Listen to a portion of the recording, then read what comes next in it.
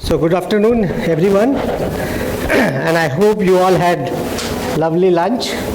Lunch was really nice. My only request, please don't fall asleep, and I will try to make sure that you don't fall asleep also, right? So, actually, let me first thank the NNMA and the Sarnath Circle for inviting me to be a part of this wonderful event which they have been organizing, and we are very happy that we are the part of all the 4 workshops what they have done right from Chennai, Calcutta, Agartala and here in Sarnath. So I'm really thankful and I'm really happy about it that I'm here at Sarnath. And this is the town where I grew. I did my graduation from BHU. So when I got the invitation from Madhulika, I thought I couldn't say no because I had the ulterior motive to come here and visit my university as well. So thank you for this opportunity. And it's a joint presentation kind of thing with my colleague Professor Shanti Papu. Unfortunately, she could not make it. So the work which we have been carrying out, so I will be talking about it in a minute now. So what I'm going to talk about today is only about the stone tool. I'm not going to talk anything that who were the makers of the tool or the migration, nothing of that sort. So what I will be talking, it's only about the tool and more tool. And a little while ago, Dr. Madhulika has given you a very good account that why database is so important. So the accuracy of the database, it's very, very important, and that can be used also for to answer some of your research questions and as well as for to build the culture heritage management policies in our country, which is very, very important. Today I will not talk anything what we do normally, but mostly I will orient my talk what is the requirement for the NNMA for the documenting prehistoric antiquities. So this is the form roughly what we need to fill up, and if you look at this form, some of the thing which is very, very generic, which is more or less very easy to fill it up, but some of the thing which is sometimes can be very, very tricky, like you have the period, you have the raw material, you have the dimensions, you have the identification marks. So these things can be sometimes very, very tricky. So again, this is the detail in more closer form. And what we document for NNMA is not what we decide actually. It is decided by the NNMA that some finished tools or some code needs to be documented. It is the mandate given to us by the NNMA. So here we don't have much to variate, but whatever documentation we need to do, we need to understand the entire assemblage. So before I begin the talk and go a little further, first of all, I would like to know that how many of you are prehistorian here who has actual experience of handling stone tool? How many of you are? Please raise your hand. I can see Amit is there. You are there. So Salesh is also there. So very few people I see that they are the one who, it becomes more challenging for us to take this to this different audience. So just look at these images and pause. I will pause for 10-20 seconds and you tell me that which are the one which you think it's a prehistoric artifacts and which are not. I won't ask you personally, but keep that in mind, which are the one you think it's artifacts and which are the one which are not. Because everything begins from here. I'll tell you, as a student of prehistory, I've been working prehistory for last now 30 years. And even now, even till today, we have the difficulty in identifying sometimes the actual prehistoric objects as well as the natural class. So just don't think that we have been working in prehistory, we know everything. That is absolutely wrong. Nobody can say for sure. So just have a look and you let me know which one you think that it's not a, it's a stone tool. or it's a prehistoric antiquity. So if I'll ask you, do you think the number 4 is a prehistoric antiquity? I think there will be a unanimity on that. Anybody disagree on it? Everybody agrees on it, right? And then what about the number 2? Does everybody think it's a natural class? Let's look at it's a prehistoric stone tool or a natural class. Let's go back to the basic, the first fundamental rule. So I see there is some sort of debate is going on here. And if I'll ask you number 1, what do you think about the number 1? It's a natural class, cobble size, cobble, or it's a tool. What do you all think? Most of the people will say it's a natural class. Am I right? Engaging your mind. Okay, so keep this in mind, because this question haunts us all the time, whether we are doing excavation or exploration, or we are looking at somebody else's site. So this problem we all the time face. It's very, very important. But by the way, the answer is all the 6 are antiquities. So what kind of antiquities, how this has become antiquity, we will look at little while. So how do we identify stone artifacts? When we go in the field, you will see something like this. In a natural pebbles, cobbles, boulders, slabs, and in that you will be seeing lots and lots of stone artifacts. So what we do normally, we try to look at some parameters in a tool. So sometimes few parameters are very, very important. Sometimes you look for one parameter, or sometimes you look for combination of parameters, and then you decide whether it's an artifact or not. Like here, the bulb of percussion, as you can see here, this is which is bulging out. This happens when the blow has been given to the rock, and then before it gets detached, it forms the bulb of percussion. So definitely there is a modification in the natural rock, and then you have the artifact has been made. So this is one of the good indicator. Then you have the ripple marks. You can see the ripple marks here, the line kind of thing, which is this line kind of thing here.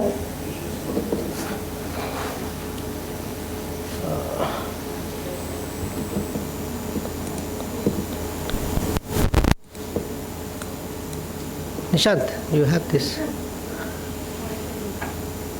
Yeah.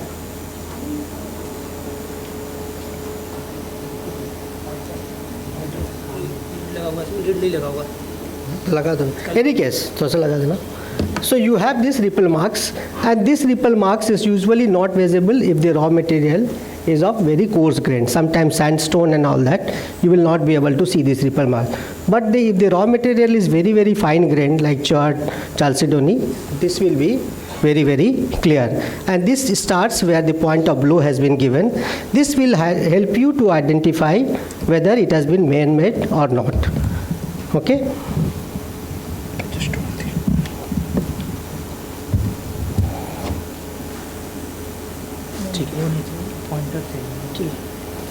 Okay, thank you. So, or you have something like this, where you have the scar pattern, you can see here, and it has a definite shape in both the cases.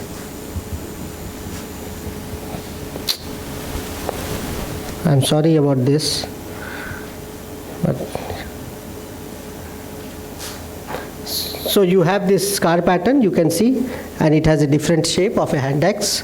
Or you have the core, you can see it's a blade core. All this from a single platform. So these are some of the important features by which you can identify whether this is a tool or not a tool. Or sometimes when you are working with Neolithic artifacts, you don't get to see any of the feature, because once you made the celt and then you polish it, and it loses all the features, and then what you are end up with something which is very, very shiny and polished. So you need to identify the polish as well to identify this as a artifact.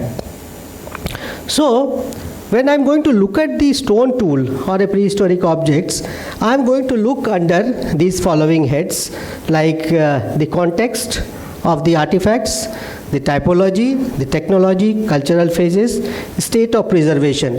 If we are able to understand these 5-6 parameters properly, more or less we will be able to fill up the form accurately. That's what I believe. So let us examine one by one. Let's look at the context. And you know that in India, the sites are being found in diverse ecological zones, different kinds of geomorphological contexts. Okay, they are on the surface, they are deeply buried. Like here, you have Raisen district complex, where you have sites in the rock shelters. Sometimes sites are deeply buried. Then you have Son Valley complex. There again you can see the very good stratigraphically buried sites, and people from Allahabad University, they are here. Their team has been working in this region for last so many years, and they have built up an excellent sequence. So, and again you have the Ganga Valley sites in totally different contexts. So the point I'm trying to make is you must understand the context of the site, because that ultimately affects the nature of the artifact as well. Preservation condition, if this site is lying in a red sediment or in a calcareous sediment, so that will affect the preservation of the artifacts. So this is a simple example where we have been working in northern Tamil Nadu. So these different colors, what you are seeing here, they are different geomorphological features and huge number of sites being found. It's a very small region, about 800 kilometer square area, and in that we have been able to document or have the database of almost about 165 prehistoric sites. This is not only our database. Previously people have also worked in this region, because this region has a very historically it's a very old region which has been explored since the time of Robert Brucewood. And you have a very good context of microliths down south in the Teri sand dune area. So that is in completely different context, that is in the Aeolian deposits of sands here. So, and then you have the neoliths, which is again in a totally different context in the western part of Tamil Nadu. And they are on the top of the hill, very close to the raw material exposure. So you need to understand the context of the site. So once you have identified the site, so then you need to devise different types of survey strategies to survey this region. So like sometimes we do the what you call we take sometimes test pits, sometimes we have done the GPR survey, sometimes just take the transect with the lots of students and our volunteers and pick up tools, documents all the sites. And then once we have demarcated the location of the spread of the artifacts, we need to look at, we put them in different grids, and then we start sampling. And this sampling of artifacts is also very important, because that will again affect your cultural sequence. So this becomes a very crucial how you adopt your sampling strategy. So which grid to do? Sometimes we take all the grids, or we decides to do the alternate grid sampling. And these are different things what we record when we are doing the grid sampling: site name, which taluka it is in, geo coordinates, location details, ownership details, modern geomorphological features, then geological formations, modern drainage pattern, then is there any cultivation pattern, and other details. So this again, if you document all this in the site, it will help you to fill up your form when it comes to provenance and all that. So it's very important what we do. And when it comes to the excavation, then again the life becomes much easier, because things are in a smaller context, and then you have lot of control over the whole thing. And the important thing is here that when you are excavating, you are procuring data at very, very finer resolution. So we have procured anything which is less than 2 centimeter till the largest site what we have got. So here you have the option. Then you have a very good stratigraphic control. You can see here layer 1, layer 2, there are 2-3 boundaries in one of our site. I will not go into the detail of this, but you have lots and lots of control over the stratigraphy, and you can do much more. Like Atrampakam, you have a very deeply stratified sequence, and you can do a lot. You can do the paleomagnetic samples, you can do the TL samples, you can do aluminum beryllium sampling. So if sites like this you are having, and the data which is coming from here, and I will think that everything should be documented, because these are whatever it comes from this excavation is ultimately is going to affect the entire cultural sequence of that particular time. So like then you have lots and lots of artifacts, and you can see here this is from one of our sites. On top level we have a very, very high concentration of artifacts, you can see, and this bottom ones here, this graph is classification of this actually. The one is artifact, the red ones are the artifacts, the green ones are the natural classed. And here this is the close-up what we are getting in those. So what are we going to do with this? So you have ended with tons and tons of artifacts and natural class, right? So are we going to look at only this one particular type of artifact? That is the mandate, maybe mandate of the NNMA. But even you want to look at this and try to assign this into a cultural phase, you need to look at the entire segment, entire artifact assemblage.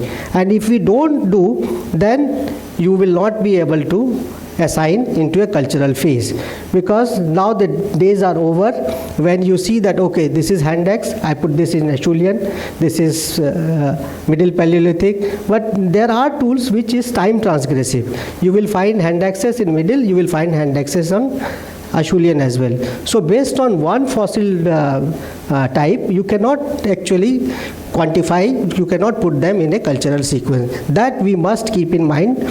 So whether you document for NNMA or not, you have to study the entire collection. So the best way to look at is you do the typological study, and this is what we have been taught in India very well. Everything, and it's a very good thing, because this gives you a very good control initially. You divide your entire assemblage into different types based on the level what you want, like whether it's artifacts or natural class, or sometimes broad categorization based on the position of reduction sequence, like whether it's a core or it's a retouch piece or it's a waste product, or technologies for specific categories of artifacts, like hand axes, cleavers, or sometimes classify based on morphology of the other tool. We all have studied that this is a convex scraper or a concave scraper or a straight-sided scraper. So based on that you can do the classification of the artifact as well. But in my judgment, just classify the entire assemblage based on the typology is not enough. So we should look at the technology, because these two things always goes hand in hand. And to understand the technology, we need to, and unfortunately in India, this aspect is not being taught in most of the places. And this is where our little bit of drawback in prehistory lies. So we should try to understand the technology and then we should correlate with the typology, and based on that we should try to classify the assemblages. So to understand the technology, this is the very rough technology what you are getting. One is your Acheulean, where you have the predominance of the biface technology, hand axes and cleavers. Then you have the middle Paleolithic, where the Levallois component comes in, the point comes in, then upper Paleolithic blades and microliths and so on and so forth. But what you are seeing here, it's stacked one on top of each other. But that doesn't happen actually. What happens normally, you do see there is a transition. Like here in Atram also, we are seeing a transitional phase between Acheulean and the middle Paleolithic. And that is important to recognize when you are looking at your assemblage. And if you don't recognize that and classify those pieces as Acheulean or middle Paleolithic, you are totally missing the whole point of the creation of an accurate database. So this you must keep in mind. So to understand the technology, what you need to do is, first we need to understand the life cycle of a tool. If we don't understand that, it is very difficult for us to go further. So life cycle of a tool means what? How the tool was being made, right from the cobble, or it was in flake, it was made into a flake, and then that flake was converted into a hand axis. The hand axis was used for something, then it got discarded, got entered into the archaeological record, and then latest like people like us go and excavate and find out all these artifacts and then try to reconstruct the whole thing. So if you understand the life cycle of a stone, that will make you much easier to understand the technology. So for that you need to understand your artifact. So what we have done for our both the sites, which is excavated Central and Palyam as well as Atram, we have tried to understand the artifact in great detail. What you are seeing here is these different colors, different numbers.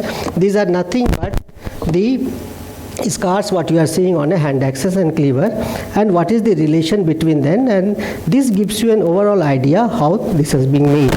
And to do this, you need to do some sort of replication of this technology. And I personally believe if you do the replication, whether you make the tool or you don't make the tool, that is not so important, because some people can make the tool, some people cannot make the tool. But what is more important is that in your team there should be somebody who replicates the technology what you are seeing in your archaeological assemblage. Then you will not go wrong in classifying your object. So for this we have studied in detail our collection, and we not only looked at the hand axis and cleaver, which most of the people do actually, we also looked at the waste product. The waste product tells you much more than the hand axe or cleaver or a final tool. And whole lot of measurements and all that we have taken just to understand the whole process. So we get into the making of this stone tool. It works on two levels. One is your something which is you are all the time visualizing in your mind, and then you have the piece of rock, and you are going on modifying that piece of rock and trying to achieve that particular artifact. So this is in a very, very simple term what you call napping. Not the napping what after lunch you do, but KNAPPING. So that's what this is the training program which I organize every year. So like here you can see these hand axes. These are the replication for the Atrampakam. If you look at them, they are not so good looking ones. You will see a better example of this on YouTube. There are a lot of videos on hand axes, cleavers on YouTube, which is much better. But this was done particularly to look at the technology what was found at the Acheulean level at Atrampakam.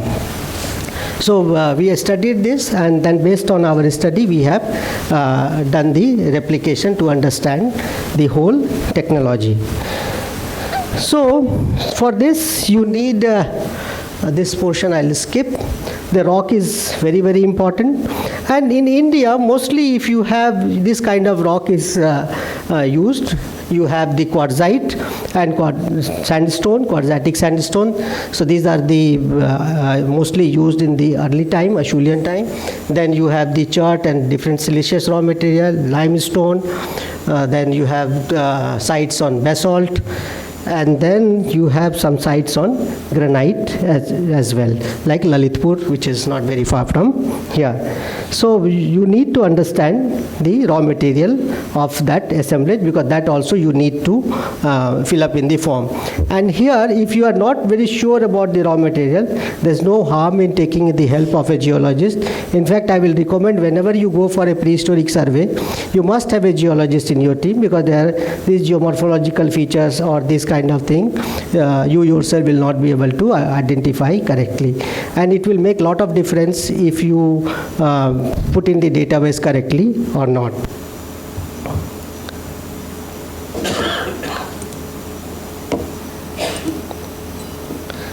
So whatever rocks you are going to use,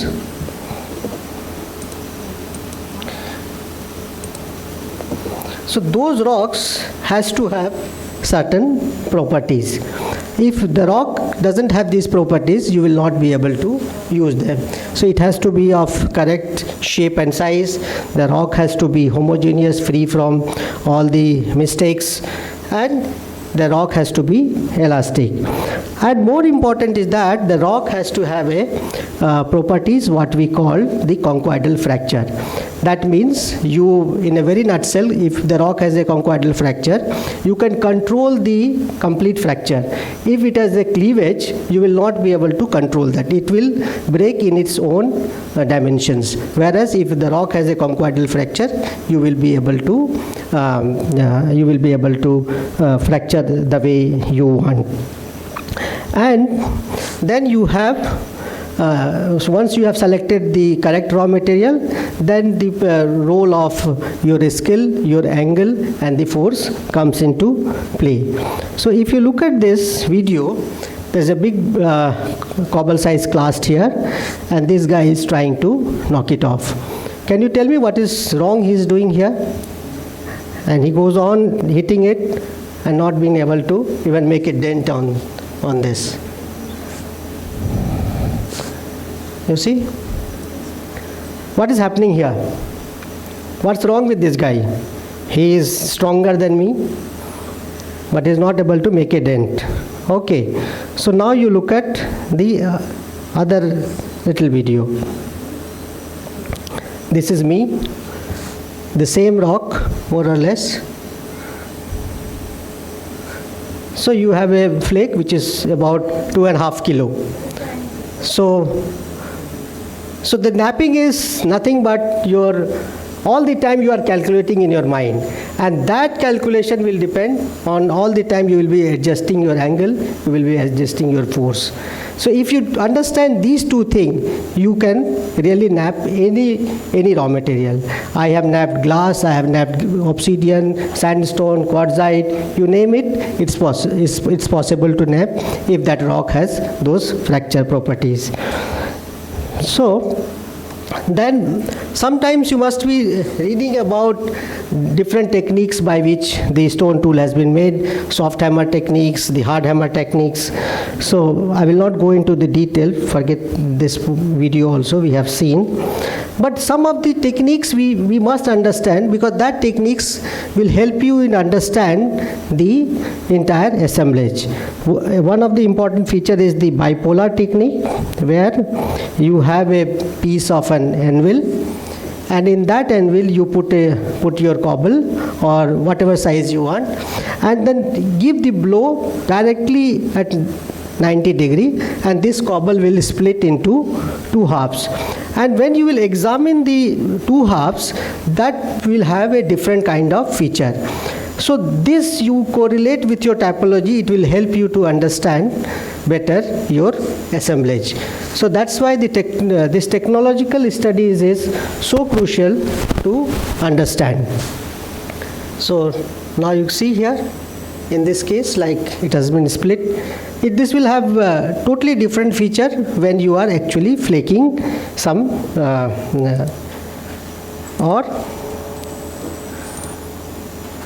or we all have studied hand axes, which is made with a bifacial technique. Bifacial technique is nothing but you have a piece of rock, you flake on both the faces, right?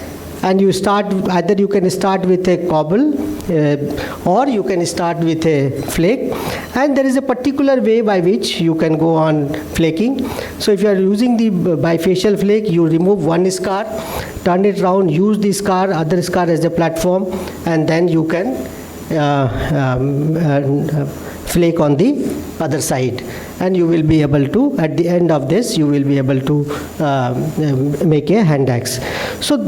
So then again, if you are able to understand the bifacial technology, then you will not be able to make the mistake that when you are doing the cultural classification.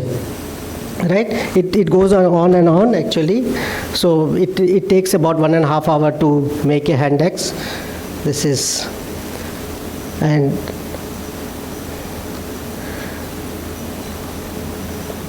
you can see here I am rotating, I am removing one face, turn it round, and then use that scar for the other thing to knock off on the other side.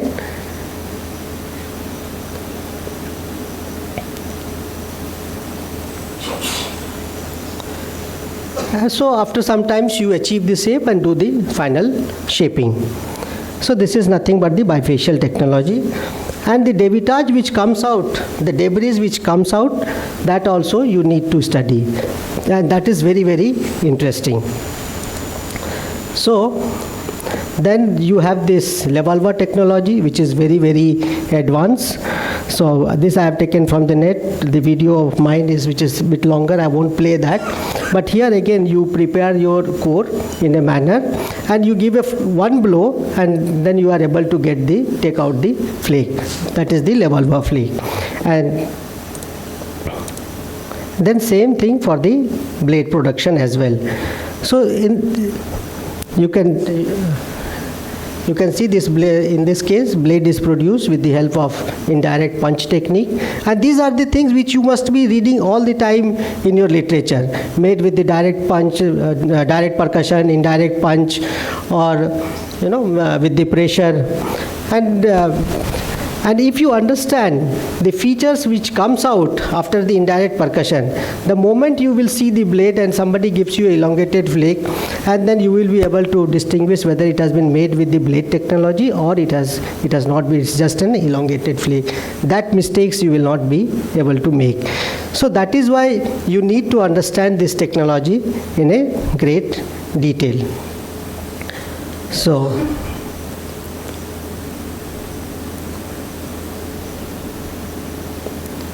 So here you have the punch, and we have given a blow, and with a single blow you are able to knock off a blade which is almost about 5 to 6 inches long. You can see here, and this core can produce a number of blades, right? Then you produce with the pressure as well. So there are different methods of applying pressure on stones to knock off a small bladelet-like things. And finally, when you are looking at the neoliths. So this is, in this case here, the top left is we replicated this, and after we are now in the process of actually, what happened? Polishing it, and once it is polished, you can see on the top it loses all the features. Nothing will be visible. So ultimately you have to manage with the polish as well. So the whole process you must understand before classifying the object into a cultural phase. Okay, so now let us look at what are the cultural phases as of now available in India. So you have definite presence of Acheulean, middle, late, and when you look at the northeast, it has a completely different kinds of cultural sequence. I won't go into the detail of this, but what is important here is when you look at the pre-Acheulean, or what we call the older one, we have some indications, or we have some sites which has yielded this, like Mashol in Chandigarh, then Rivat, Pabi Hills. But again, this has gone into lots and lots of debate. But that doesn't mean we should discard this, right? So we definitely have a indication of pre-Acheulean Indian subcontinent. We don't know. But definitely from Acheulean onwards, we definitely have a very good presence of sites in India. So that goes back about 1.7 million years in time. So this is the Acheulean world, and then you have definite presence of, there is a transition which is at the site of Atrampakam, and the definite presence of Middle Paleolithic, Upper Paleolithic, and you have the microliths at different places, and the neoliths. So this is the rough cultural sequence. You need to understand what is available. So when you go in the field, you should aware of the facts that what is actually happening in Indian subcontinent, what kind of cultural sequence we are getting. So now it comes to the other aspect, is how do we measure the artifacts. This is going to be very, very crucial. So for that, you have to understand the orientation of the artifact. Sometimes, like here in this case, which is on this one,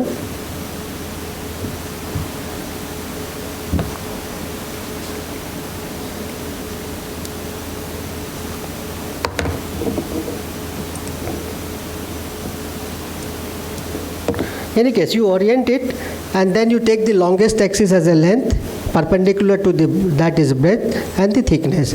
But if the tool is being side struck, so in that case your length will not be the maximum. So the length will be minimum, and then the breadth will be maximum, and the thickness. So we need to understand the orientation of the tool. Otherwise, later cases it will become very, very difficult to generate any statistics from these databases. So the orientation is very important. For that, you have to understand the anatomy of the flake. That's why again you have to go back to the napping and understand how the tool has been made. But now, since morning, we have been talking about the 3D model. So we are also doing this work, and the best part of it is that once you have generated a 3D model, then you don't have to look at your tool again. That's it. What the hindsight is that it takes a lot of time. But lot of time, and it requires some trained person for that.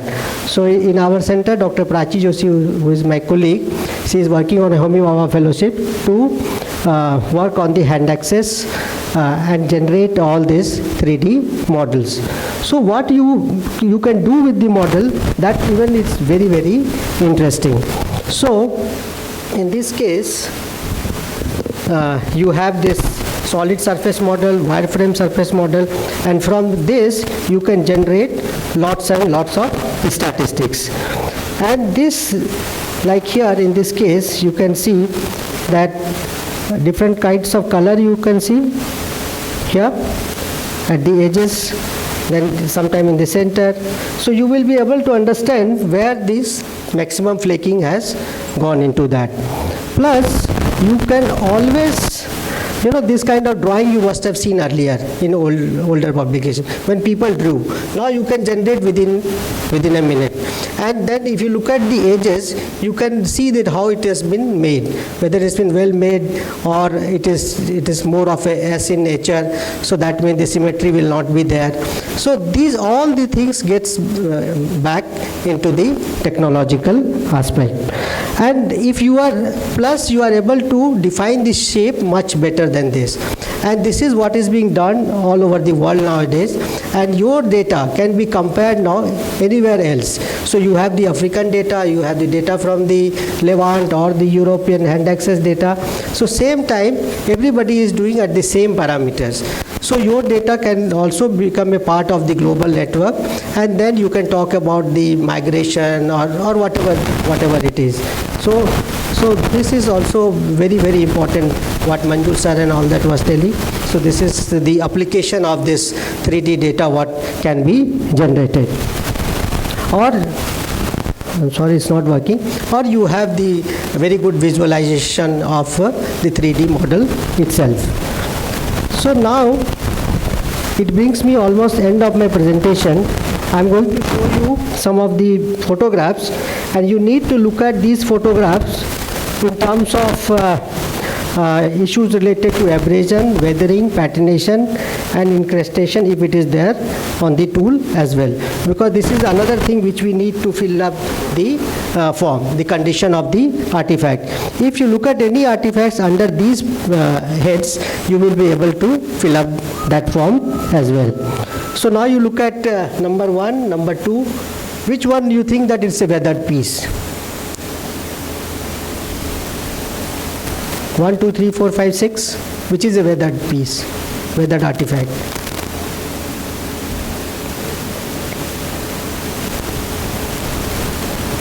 Pardon? Yes, it is weathered because it's a fourth one. What about the sixth one? See, it's completely weathered. It's crumbling actually, right? What about the patina? Where you are able to see the patination? Or where do you see the tool is been embedded in a ferricrete? Number 5, look at that. So if you look at this artifact, when it comes out, you will see all the red pock on the entire tool, right? Which one you think is the fresh, without of much problem? That is the second one, right? So when you are looking at any artifact, you need to look at under these heads, whether it's abraded, whether it's patinated, whether it's weathered, and that will help you to fill up the form. And ultimately the whole aim of the NNMA is, if something has gone abroad or it has stolen or whatever happened, if we get back, we have to have the enough data by which we are able to prove that this belongs to us. So these are the things when you are filling up the form, we need to look into this. Plus we also should be aware that those are the natural things which is affecting the artifact. That's not the case. So how the tool has been used also, that also affects a lot. Like here, you can see the tool has been used on different substratum, on different material. Sometimes, these are all the replication, by the way. So don't think that I have used any of the archaeological pieces. These are the pieces made by me, and I have used them personally, or my team has used it. And we have documented the entire process of making as well as the use of the tool, because ultimately you have to get into the how the tool was all the time we talk about it. And when you are using this tool, I'll skip this video because it's a little longer. So now you see on the right hand side, on the edge of the cleaver, it looks like it has been retouched, but that's not the case actually. So and this could happen in a smaller tool as well. So if you don't understand what is the edge wear marks, use wear marks from the actual retouch, you will classify the whole entire artifact wrongly. So you must understand this. Like here, another close-up of the same artifact. And then we also look these artifacts under the high-power microscope for microwave studies, what Amit and Sailesh, they are doing in Allahabad University. And we look at under the microscope to understand the possible functionality of the tool. And finally, where the piece has been kept in your collection, that has to be very, very specific. You need to mention that in the form as well. So we have devised a system by which we can retrieve any artifact within 30 seconds. So this I have already published in Antiquity. If you want to know more about this, I can talk about it. But you need to devise a system by which you are able to retrieve the data immediately. So just to conclude, So if you look at this, the validity of the database depends upon the credibility of the data which is entered, which is very, very important. And data should be cross-verified by experts before submitting to the NNMA, because then their work also becomes much less actually. For that, context needs to be understood and all the time verified. When you are looking at the museum collection data, that needs to be verified from various literature. Like Atrampakam data, you have all over the place, all over world actually. But it is coming from different contexts, because Atrampakam has different layers and it is eroding out from the surface. Not only that, in the region also where they have found the tool, they have called this as Atrampakam. So this needs to be verified in a greater detail before anything you are submitting in the NNMA. Then measurement of tool I spoke about needs to be standardized, and the way we orient the tool influences the measurement and thus any future interpretation or the modeling. And while creating a database, we must be aware what is happening to your neighboring area. So if you are getting something which is, you should not be getting. So you should be aware that what is happening in the neighboring region. That's very, very important. So thank you very much. This is the team of our work. There are a lot of people have involved in it. So they have contributed a lot of data into our research. And these are the different funding agencies, and the permission was granted by the ASI and the State Department, Government of Tamil Nadu. I'm really grateful to them and different funding agencies who funded our work. So thank you very much for your patient listening. If there is any questions, any clarification, I will be happy to answer.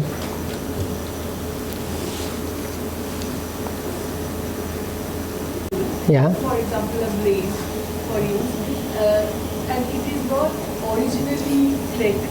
Like, what is the difference to identify that it is retouched or it is not retouched but used? Like, is there any particular way that you can? That's why you need to do this experiment, build up the database, and that's what I am doing actually. So I have in our experimental archaeology section in our center, the whole thing is that I'm trying to create a database for this. So like for the useware also. So we don't know, if you look at the most of the useware, that is on the fine grain material, which is on the flint, which comes from Europe and other places, most of the data. We have hardly any data on quartzite, quartzitic sandstone, and most of our lower and middle Paleolithic assemblages are on that. So we are creating a database for this, and that includes both macroscopic, what you see under the microscope, and the macroscopic, what kind of fracture happens and at what time also is happening. So I have taken into consideration of the duration of the use. So, and plus, suppose I am butchering a goat, so after 50 blow, what happens after 25 blow? So all that photo documentation, video documentation is there. So once the database is little bit robust, and then I will be able to publish that. That might be of some help in future. So, yes, ma'am, please. I usually conduct one workshop per year for young faculty and the research scholar. So a lot of students so far, around 60, 70, they have joined.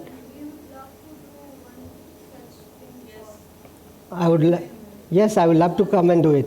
Even during the class, the students, they don't able to identify between the tools. For that reason, I put that. I also face such problem, but presentation is really nice because in Thank you. college days, I never attended such kind of. This problem we also face actually.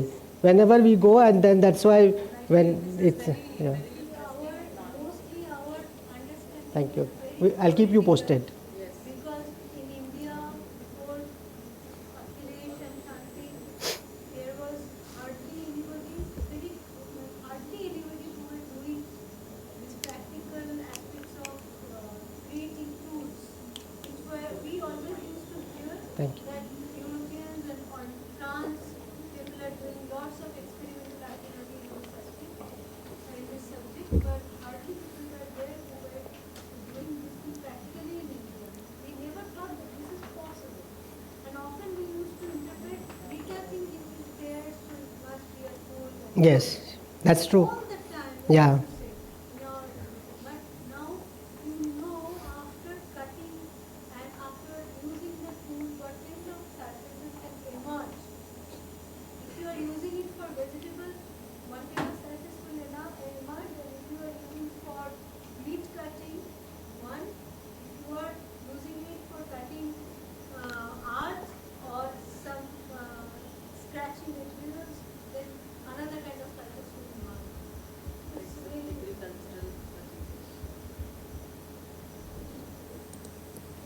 Maybe this might be of little interest because I see some interest in it. So the whole point is, we have nothing actually. So we are trying to create a database, and hopefully within a year we will have a good amount of database. And this all I'm going to put in public domain. Yes, once it is published, I have lots and lots of video footage, the photographs, all the data is going to be on the public domain. So anybody can utilize it. And all the experiments are very, very structured. It's not like I nap for the sake of napping. That I never do actually. So I study the assemblage first, try to understand the techniques there, and then try to replicate and refine from there. That's how we work.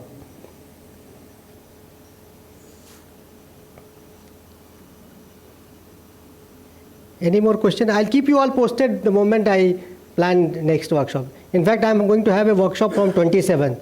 But that is for the Tamil Nadu State Archaeology students only.